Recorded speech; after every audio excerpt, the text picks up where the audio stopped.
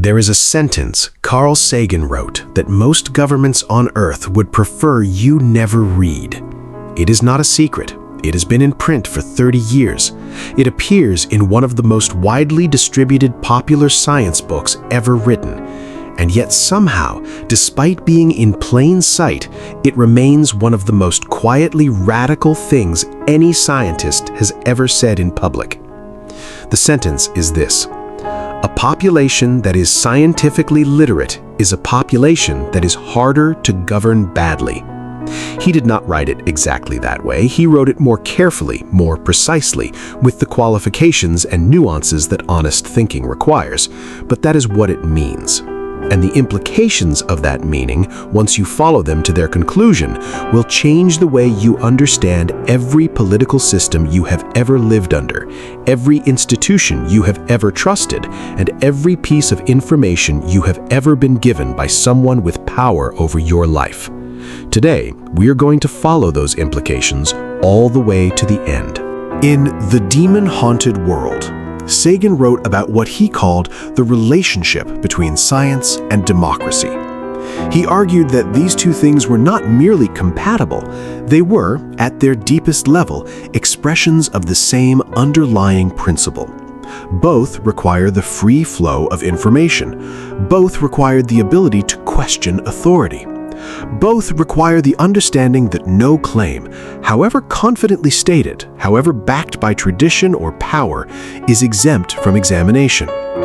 And both, he observed, are threatened by the same thing: a population that has not been taught how to think critically about what it is being told. This is where the sentence lives. Sagan understood that the ability to evaluate evidence, to demand data, to recognize the difference between a confident assertion and a proven fact, these skills are not just intellectually useful, they are politically protective.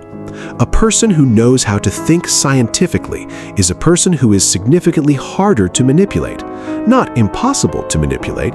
Human psychology is complex and no education is a perfect shield, but harder. Meaningfully harder. And if that is true, then the question that follows is uncomfortable but unavoidable. What does it mean that scientific literacy is not, in fact, a priority of most educational systems? What does it mean that the skill most protective against manipulation is the skill least consistently taught? Before we go further, we need to be precise about what we mean. Scientific literacy is not knowing a lot of facts about science. It is not being able to name the planets or recite the periodic table or explain how a cell divides. These things are useful, but they are not what Sagan meant. Scientific literacy, as Sagan understood it, is a set of habits of mind. It is the habit of asking, when presented with a claim, what is the evidence for this? It is the habit of distinguishing between correlation and causation. It is the habit of recognizing that the confidence with which something is stated tells you nothing about whether it is true. It is the habit of seeking out the strongest version of the argument you disagree with rather than the weakest. It is the habit of updating your beliefs when new evidence arrives, even when that updating is uncomfortable. These habits are learnable. They are not the exclusive property of scientists or academics or people with advanced degrees. They are available to anyone who has been taught them and who chooses to practice them. And here is what makes them politically significant. Every one of these habits makes you harder to deceive. A person who automatically asks for evidence is harder to sell a conspiracy theory to. A person who can distinguish correlation from causation is harder to manipulate with misleading statistics. A person who seeks out the strongest opposing argument is harder to keep in an information bubble.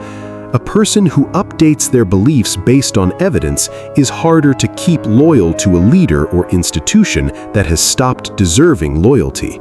Scientific literacy is, in this precise sense, a form of political inoculation.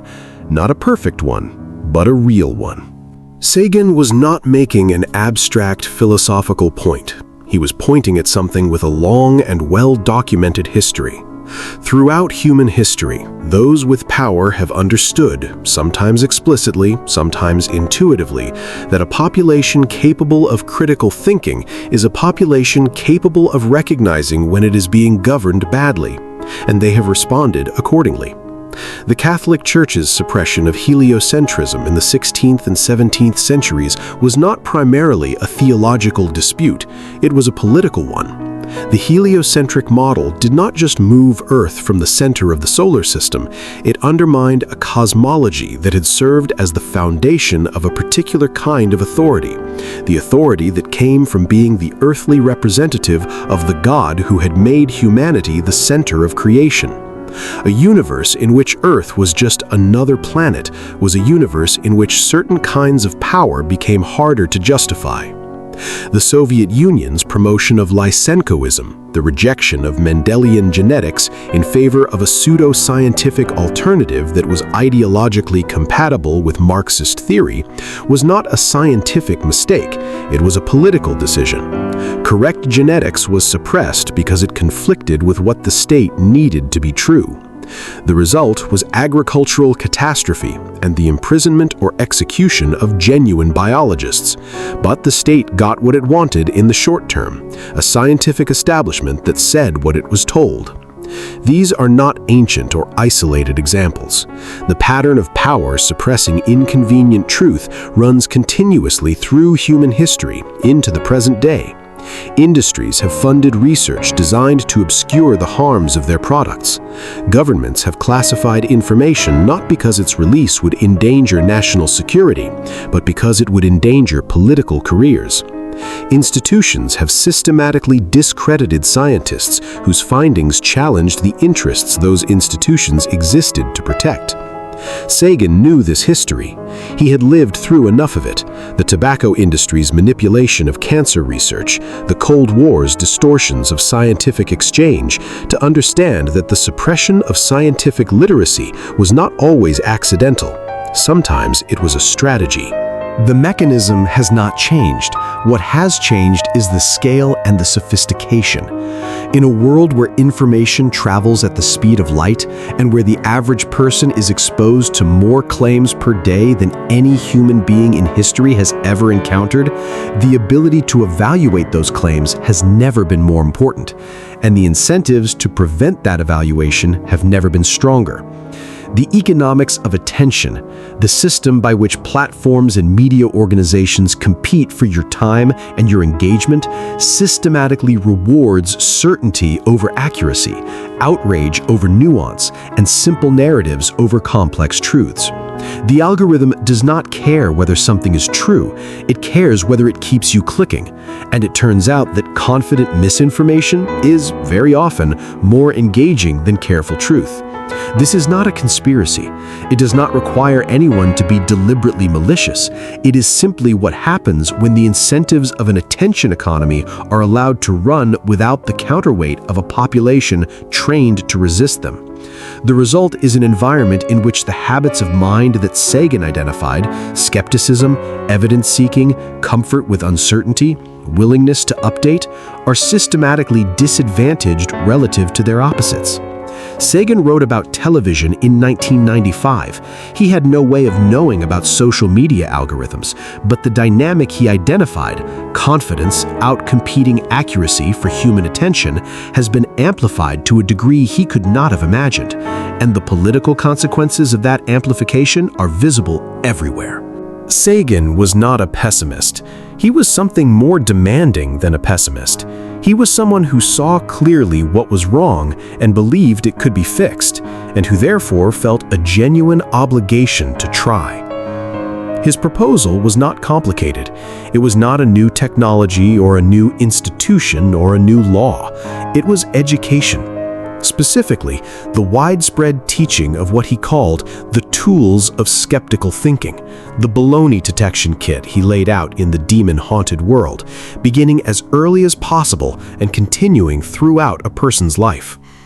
He believed that if children were taught consistently and early to ask for evidence, to recognize logical fallacies, to understand the difference between a study and a headline, to be comfortable saying, "I don't know," the cumulative effect on a society would be transformative.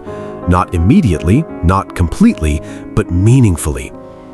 He also believed that scientists had a responsibility in this, not just to do good science, but to communicate it, to make the methods and the findings and the uncertainty of science accessible to people who had not spent their lives in laboratories. He believed that the gap between scientific understanding and public understanding was not inevitable. It was the result of scientists who had not tried hard enough to close it, and of a culture that had not valued the closing of it enough to demand it. He spent his entire career trying to close it himself. Cosmos reached 500 million people in 60 countries. The pale blue dot photograph reached millions more. The demon-haunted world has been in print for 30 years. He understood that the communication of science was not a secondary activity, a distraction from real work. It was, in the current historical moment, one of the most important things a scientist could do. Here is what I want you to carry from this. You live in a world that is producing more information, more claims, more confident assertions than any generation in human history has ever had to navigate. Every day you are presented with statements about health, about politics, about economics, about the state of the world. Statements made by people with varying degrees of knowledge, varying degrees of honesty, and varying degrees of interest in whether you understand the difference. The skill that Sagan spent his life arguing for, the ability to evaluate those claims rather than simply receive them, is not a luxury. It is, in the world we actually inhabit, a necessity. Not just for your own intellectual well-being, but for the health of the democratic systems that your life depends on. A democracy cannot function well if its citizens cannot evaluate the claims of their leaders. It cannot self-correct if its population cannot recognize when it is being misled. It cannot make good collective decisions if the information on which those decisions are based is systematically distorted by the incentives of those who produce it. Sagan was not afraid to say this clearly. He believed that a scientifically literate public was a political necessity, not just a cultural nicety. And he believed that the failure to produce one, the failure of educational systems, of media institutions, of scientists themselves to make this a genuine priority, was a failure with consequences that would eventually be paid in ways that could not easily be undone. We are paying some of those consequences now. The bill is not yet final. But here is what has not changed, and what Sagan would want you to hold on to. The tools are available. The habits of mind that protect against manipulation are learnable. They require practice, and they require choosing to use them even when the easier option is to simply believe the most confident voice in the room.